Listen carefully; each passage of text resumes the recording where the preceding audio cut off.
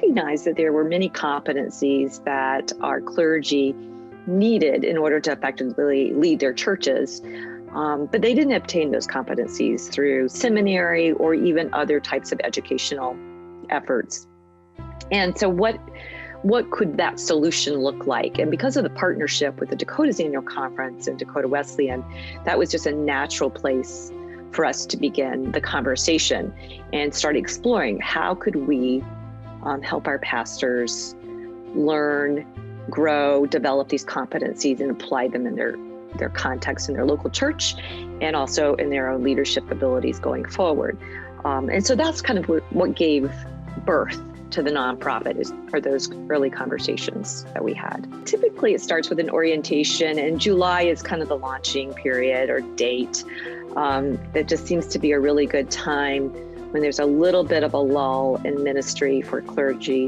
And so it typically, it's an in-person orientation with the graduating cohort and the incoming cohort overlapping so they can learn from the graduating cohort. And then there's usually some type of critical learning that occurs during that orientation, in addition to just learning technology, how systems work through Dakota Wesleyan University, some logistics. You meet your coach for the first time, and you meet other members of that cohort who you may or may not know, depending upon the situation. And so that's usually a 2 to 3 day gathering, sometimes at Dakota Wesleyan University. At other times, it may be at a retreat center affiliated with the organization. And from going forward, then there's work that is to be done in preparation of identifying an applied project, working with your coach. And this happens during the summer months. It's somewhat of a shift from when the program initially was launched. But in the fall is the first course where you have an instructor working with you. So there's two tracks to think about. One is the applied project. There's usually 2 applied projects in a 12-month period. Sometimes they connect, sometimes they're very distinctly separate. The applied project originates out of the learning in one of the courses and is a project that will benefit the local church. It could be a variety of things. It could be a project about recreating the governance structure so that it will be more effective in that particular local church. It could be one that helps develop a plan for stewardship and generosity year-round, or a capital campaign plan to launch. It could totally vary. I mean, a strategic plan. Last year, some people probably have projects related to how to do online worship that came out of the communications and outreach class. But that is a critical part of the experience. And the other critical component would be the coursework. So there are 4 courses, and stewardship of financial resources is how it's typically kicked off. I didn't know if I even wanted to go back to school to have to write papers, but once I got into this program, there were so many fascinating parts that just made a difference. It's helped me in my sermon preparation. It's helped me in my pastoral care. It's given me input into changing things that needed to be changed in the church. It gives me future hope like no other. So in that regard, it's been awesome. You have 2 applied projects, or if you're thinking you have to do 1 applied project, I have one of my colleagues that's doing a 1-year applied project, but usually you break it down into 2.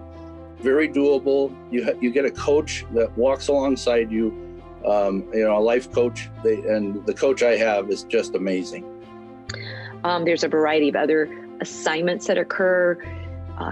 Most often these assignments are very practical, where you are going back to your local church. You may be working with your church leaders in order to apply the learning in a setting that makes sense. So that's one of the things that's been so positive about this, is that many of the assignments are truly helpful to the pastor in their work in the local church.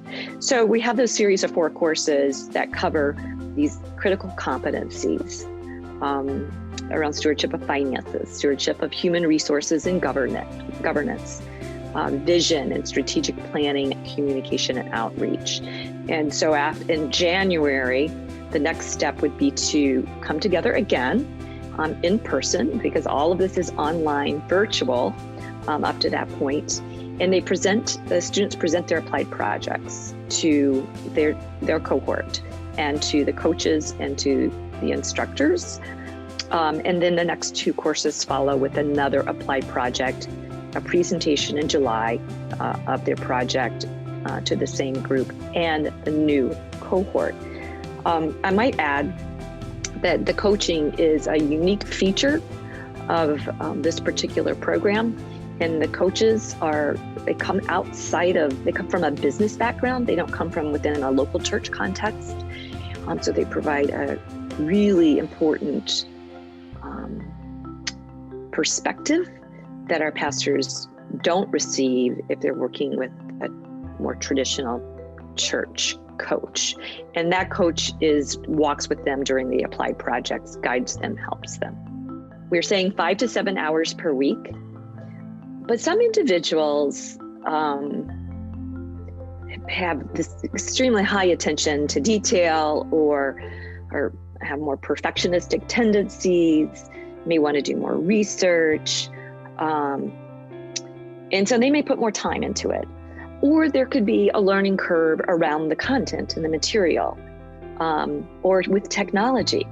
We have some more, as I call them, tenured pastors who it might take a bit of time to get comfortable with the technology and the platforms that are being used by the university. So I've heard, kind of a range of hours being committed. It is a graduate level program. So it's important to remember that there will be some rigor associated with that, even though it's structured in such a way to acknowledge the liturgical calendar, Advent, Christmas, Lent, Holy Week, Easter, in such a way. And the instructors are also very mindful of that as well. Collaborative in the sense that you get to work with lots of different pastors and different contexts. Some are church leaders that run camps. It's been fun. I've made some really significant friendships with my Methodist pastors. The other fun thing is that if you at least pull a B average, you can be accepted into the Masters of Business Administration for the next year, which is pretty exciting, which I'm planning on doing. So it's been such a successful and fun year this year. I kind of look forward to doing it next year. It's well worth the money, well worth the investment. I would encourage it to anybody that wants to further their education to understand how to lead a church. If you're looking to be an administrator, because I wouldn't naturally put myself into an administrative role, but certain ways in which they kind of go about the class is that lots of people are in administrative roles that learn the dynamics and the different parts that would make it work, and that weren't ever intended to be administrators. Nothing wrong with that. It works out well.